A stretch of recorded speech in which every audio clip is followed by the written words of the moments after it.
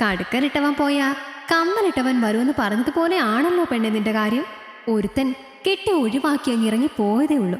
അപ്പോഴേക്കും ഇതാ അടുത്തവൻ വന്നു, അതും ആദ്യത്തവനേക്കാൾ കേമൻ.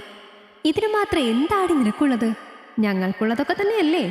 അതോ ഇനി അതിനും വല്ല പണിക്കൂലിയും പണിക്കുറവും പോലെയുള്ള വ്യത്യാസം ഉണ്ടോ?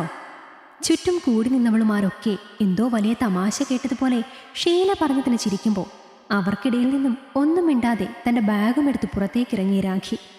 വയ്യ, പരിഹാസങ്ങളൊന്നും പഴയതുപോലെ സഹിക്കാൻ. പെട്ടെന്ന് മനസ്സ് തളരുകയും സങ്കടം വരികയും ചെയ്യുന്നു. ബസ് സ്റ്റോപ്പിലേക്ക് നടക്കുമ്പോൾ രാഖി ഓർത്തു, ആദ്യം വിവാഹം കഴിച്ചത് പ്രകാശേട്ടനെ ആയിരുന്നു. അച്ഛൻ മരിച്ചപ്പോൾ മുതൽ ഏട്ടൻ്റെ ചിലവിൽ ഏട്ടൻ്റെ ഇഷ്ടങ്ങൾക്കനുസരിച്ച് ജീവിച്ച തനിക്ക് എന്നും ഏട്ടനെ അനുസരിക്കാനാണ് ഇഷ്ടം. പ്രകാശേട്ടനെ ഏട്ടന് ഇഷ്ടമായെന്ന് പറഞ്ഞപ്പോൾ മറുത്തൊന്നും ചിന്തിച്ചില്ല. ഏട്ടന് ഇഷ്ടമായല്ലോ എന്ന് മാത്രമാണ് ചിന്തിച്ചത്. തന്നെക്കാളും 12 വയസ്സോളം പ്രായക്കൂടുതലുണ്ടായിരുന്നു പ്രകാശേട്ടന്. തൻ്റെ ഏട്ടൻ്റെ പ്രായം. അച്ഛനും അമ്മയും പ്രകാശേട്ടനും താനും അടങ്ങുന്ന ആ കുടുംബത്തിൽ താൻ സന്തോഷവതി തന്നെയായിരുന്നു. അവിടുത്തെ അച്ഛനും അമ്മയ്ക്കും താൻ അവരുടെ മകൾ തന്നെയായിരുന്നു. അത്ര കരുതലോടെയും സ്നേഹത്തോടെയും അവർ തന്നെ സ്നേഹിച്ചിരുന്നു.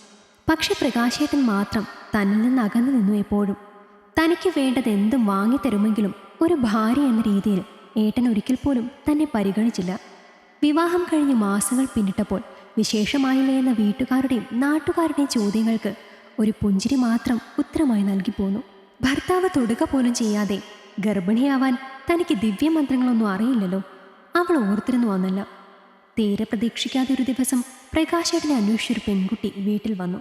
10-28 വയസ്സോളം തോന്നിക്കുന്ന അവളുടെ കയ്യിൽ 4 വയസ്സോളം പ്രായമുള്ള ഒരു ആൺകുട്ടി ഉണ്ടായിരുന്നു. അവളെ കണ്ട പ്രകാശേട്ടൻ്റെ മാതാപിതാക്കളുടെ മുഖത്ത് ഒരു ഞെട്ടലുണ്ടാവുന്നതും പിന്നീട് അതൊരു കൂട്ടക്കരച്ചിലായി മാറുന്നതും നോക്കി നിന്ന് താൻ അമ്പരന്നു.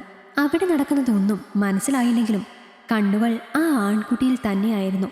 നോക്കി നിൽക്കെ അവൻ്റെ മുഖത്തിന് പ്രകാശേട്ടൻ്റെ മുഖവുമായുള്ള പ്രകടമായ സാമ്യത്തിൽ മനസ്സു നിടറി. താടിയുള്ള ചുഴിയും നെറ്റിയിലെ മറുകുമെല്ലാം അവരെ ഒരുമിച്ച് കാണുന്ന ആരും പെട്ടെന്ന് ശ്രദ്ധിക്കും പോലെയായിരുന്നു. വീട്ടിലേക്ക് വന്ന പ്രകാശേട്ടനും ആദ്യത്തെ ഞെട്ടൽ മാറിയപ്പോൾ ഓടി അടച്ചവരെ വാരി പൊതിയുന്നതും ചുംബനങ്ങൾ കൊണ്ട് മൂടുന്നതും കണ്ണീരിനിടയിലൂടെയാണ് കണ്ടത്. തന്നെ അകറ്റി നിർത്തിയത്, പരിഗണിക്കാതിരുന്നത് എല്ലാം എന്തിനായിരുന്നെന്ന ചോദ്യത്തിനെല്ലാം ഉത്തരം കൺമുന്നിൽ തെളിഞ്ഞു വന്നു. പക്ഷെ ഒരു ചോദ്യം മാത്രം ബാക്കിയായി. എന്തിനു തന്നെ ഇതിനിടയിൽ കൊണ്ടുവന്നു? അതിനുത്തരം ലഭിക്കാൻ തൻ്റെ ഏട്ടൻ വരേണ്ടി വന്നു. അമ്മാവൻ്റെ മകളാണ്. വീട്ടുകാരറിഞ്ഞ് പരസ്പരം സ്നേഹിച്ചവരാണ്. മനസ്സിനൊപ്പം ശരീരം കൂടി പങ്കിട്ടവരാണ്. അവൻ്റെ കുഞ്ഞിനെ വയറ്റിൽ ചുമന്നവളാണ്. ഒരു തെറ്റിദ്ധാരണയുടെ പുറത്ത് രാത്രിക്ക് രാത്രി അമ്മാവനവളെ നാടുകടത്തി അന്നു മുതൽ ഇന്നോളം കാത്തിരുന്നത് ഇവരുടെ മടങ്ങിവരവനായിരുന്നു പോലും. എല്ലായിടത്തും അവരെ തിരഞ്ഞു പരാജയപ്പെട്ടവൻ്റെ അവസാന മാർഗമായിരുന്നു താനുമായിട്ടുള്ള വിവാഹം. പ്രകാശേട്ടൻ്റെ വിവാഹം കഴിഞ്ഞാൽ അമ്മാവൻ അവരെ തിരികെ കൊണ്ടുവരുമെന്ന പ്രതീക്ഷയിലാണ് തന്നെ വിവാഹം കഴിച്ചതെന്ന അവരുടെ വെളിപ്പെടുത്തൽ തന്നെ തളർത്തി. താനെന്ന പെൺകുട്ടിയെ ഒരു മനുഷ്യജീവിയായി കൂടി അവർ പരിഗണിച്ചിട്ടില്ലേ എന്ന് തോന്നിപ്പോയി. തൻ്റെ ചിന്തകൾക്കും ആഗ്രഹങ്ങൾക്കും ഒന്നും യാതൊരു വിലയുമില്ല അവരുടെ മനസ്സിൽ. അതിലുപരി സ്വന്തം മകൾ അച്ഛനില്ലാത്തൊരു കുഞ്ഞിനെ പെറ്റുപോറ്റുന്ന നാണക്കേടിനേക്കാൾ വലുത് തൻ്റെ വാശിയാണെന്ന് കരുതിയിരിക്കുന്നൊരച്ഛൻ്റെ അടുത്തു നിന്ന് രക്ഷപ്പെട്ട് ഓടി വരികയാണെന്നും താനായിട്ട് അവരെ അകറ്റരുതെന്നും പറഞ്ഞ പെണ്ണ് അവളുടെ കാൽ ചുവട്ടിലേക്ക് ഇരുന്നതോടെ പകച്ചുപോയി രാഖി. ആരോടും ഒന്നും പറയാതെ കഴുത്തിലെ താലിച്ചെയിൻ അവിടെ ഊരിവെച്ച് തൻ്റേത് മാത്രമായ സാധനങ്ങളും എടുത്ത് ആ വീടിൻ്റെ പടിയിറങ്ങുമ്പോൾ രാഖി പിന്നീടൊരു തിരിഞ്ഞുനോട്ടം പോലും ആ വീടിനോ അവിടെ ഉള്ളവർക്കോ നൽകിയില്ല. കഴുത്തിലെ താലി ഊരിമാറ്റി ഒന്നും മിണ്ടാതെ കെട്ടിക്കയറി ചെന്ന വീടിൻ്റെ പടിയിറങ്ങി വരുന്ന പെങ്ങളുടെ നിറക്കണ്ണുകളിലേക്കൊന്ന് നോക്കി അവളെ തൻ്റെ നെഞ്ചോരം ചേർക്കുമ്പോൾ ആ ഏട്ടൻ്റെ കണ്ണു നിറഞ്ഞതിനൊപ്പം തന്നെ മനസ്സും വല്ലാതെ നൊമ്പരപ്പെട്ടു പോയി. അവളെ ഓർത്ത് ഒരച്ഛൻ്റെ കരുതൽ നൽകി വളർത്തിയെങ്കിലും പകർന്നു കൊടുക്കാത്ത ഒരു ഏട്ടൻ്റെ സ്നേഹം മുഴുവൻ ആ നെഞ്ചിനുള്ളിൽ വിങ്ങി. ആരോടും ഒന്നും ചോദിക്കാനും പറയാനുമില്ല. മനസ്സ് ശൂന്യമായ പോലെ അവളെയും ചേർത്ത് പിടിച്ച ആ വീടിൻ്റെ പടിയിറങ്ങിപ്പോയവൻ. പ്രകാശേട്ടനുമായുള്ള ഡിവോഴ്സ് കഴിഞ്ഞതിന് പുറകെയാണ് മനുവേട്ടൻ്റെ ആലോചന വരുന്നത്. ആളിവിടുത്തെ വലിയൊരു കുടുംബത്തിലെ അംഗമാണ്.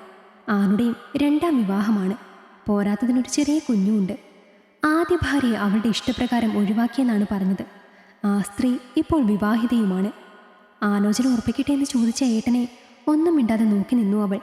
ഒരുത്തൻ്റെ താലിയും കഴുത്തിലേറ്റി അയാളുടെ ഭാര്യയായി 8 മാസത്തോളം ജീവിച്ചിട്ടും ഇപ്പോഴും കന്യകയായിരിക്കുന്നവൾക്ക് അതാരോടും പറയാൻ വയ്യ. ഒരു കുഞ്ഞുള്ളവനെ സ്വീകരിക്കാൻ എന്തോ മടിയും.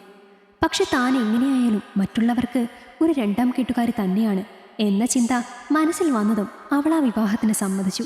ഈ ഒരു പരീക്ഷണം കൂടി ആവട്ടെ തൻ്റെ ജീവിതത്തിലെന്ന ഭാവമായിരുന്നു അവൾക്ക്. വിവാഹം കഴിഞ്ഞ് അവിടെ ചെന്നതും പക്ഷെ രാഖി അത്ഭുതപ്പെട്ടുപോയി. വർഷങ്ങളായി അവിടെ ജീവിച്ചിരുന്നു അവളെന്ന് തോന്നും പോലെ ഒരു അടുപ്പം അവൾക്ക് ആ വീടിനോടും വീട്ടുകാരോടും തോന്നി. 2 വയസ്സ് കഷ്ടിപ്രായമുള്ള കുഞ്ഞാണെങ്കിൽ അവളോടൊട്ടി അവളുടെ മാറിലെ ചൂടിൽ പതുങ്ങിക്കിടന്നു എപ്പോഴും. അവനെ പ്രസവിച്ചത് താൻ തന്നെയാണോ എന്ന് തോന്നും പോലൊരു ഹൃദയബന്ധം ആ കുഞ്ഞും അവളും തമ്മിലുണ്ടായി. ദിവസങ്ങൾ മുന്നോട്ടു പോകവേ മനുവിനെയും കുഞ്ഞിനെയും പിരിഞ്ഞൊരു നിമിഷം പോലും നിൽക്കാൻ വയ്യാത്ത വിധം അവൾ അവരിൽ ലയിച്ചു ചേർന്നു. മറ്റൊരുവനെ സ്നേഹിച്ച അവന് മനസ്സും ശരീരവും നൽകിയ ഒരുവളായിരുന്നു അവൻ്റെ ആദ്യ ഭാര്യയെന്നും അതെല്ലാം മനു പറഞ്ഞത് മനുവിൻ്റെ കുഞ്ഞ് അവളുടെ വയറ്റിൽ പിറവിയെടുത്തതിന് ശേഷമായിരുന്നുവെന്നും അവൻ പറഞ്ഞറിഞ്ഞപ്പോൾ അവനോളം വേദന അവൾക്കും തോന്നി. ഒരുപോലെ ജീവിതത്തിൽ ചതിപറ്റിയ 2 പേർ അവൾ ഓർത്തു. പ്രസവശേഷം കാമുകനൊപ്പം ജീവിക്കാനാണ് അവൾക്കിഷ്ടമെന്ന് പറഞ്ഞപ്പോൾ മറുത്ത് ഒന്നും പറയാതെ തൻ്റെ കുഞ്ഞിനെ മാത്രം വാങ്ങിയവൻ അവളെ അവളുടെ ഇഷ്ടത്തിന് വിട്ടുവെന്ന് പറഞ്ഞപ്പോൾ അന്ന് ആദ്യമായി അവളിലെ പെണ്ണിന് അവനോട് അടങ്ങാത്ത മോഹം തോന്നി. ഒറ്റ ഉടലായി അവനോട് ചേരാൻ, അവൻ്റെ വിയർപ്പിൻ്റെ ഗന്ധം ആസ്വദിക്കാനെല്ലാം അടങ്ങാത്ത കൊതി. അന്ന് ആ രാവിൽ അവളിലെ പെണ്ണിനെ അറിയുമ്പോൾ മനുവിലും നിറഞ്ഞു നിന്നത് ആദ്യം ഒരു അമ്പരപ്പായിരുന്നു. നിറകണ്ണുകളുമായി അവളെ അറിഞ്ഞ് അവളിൽ ലയിക്കുമ്പോൾ അവൻ്റെ മനസ്സ് ആഗ്രഹിച്ചതെന്തോ നേടിയെടുത്ത സന്തോഷത്തിലായിരുന്നുവെങ്കിൽ ഇനിയുള്ള ജന്മവും ഈ ഒരാളിൻ്റെ ഭാര്യയായി ഈ മകൻ്റെ അമ്മയെ തന്നെ ജനിക്കാൻ കഴിയണേ എന്ന പ്രാർത്ഥനയിലായിരുന്നു രാഖി. ചില ജീവിതങ്ങൾ അങ്ങനെയാണ്, എത്ര കറങ്ങി തിരിഞ്ഞാലും ഒടുവിലത് ലക്ഷ്യത്തിലെത്തുക തന്നെ ചെയ്യും. ഈ കഥ നിങ്ങൾക്കിഷ്ടമായെങ്കിൽ ലൈക്ക് ചെയ്യൂ. നിങ്ങളുടെ അഭിപ്രായങ്ങൾ കമന്റായി രേഖപ്പെടുത്തൂ. കൂടുതൽ കഥകൾ കേൾക്കാൻ ഈ ചാനൽ സബ്സ്ക്രൈബ് ചെയ്യൂ.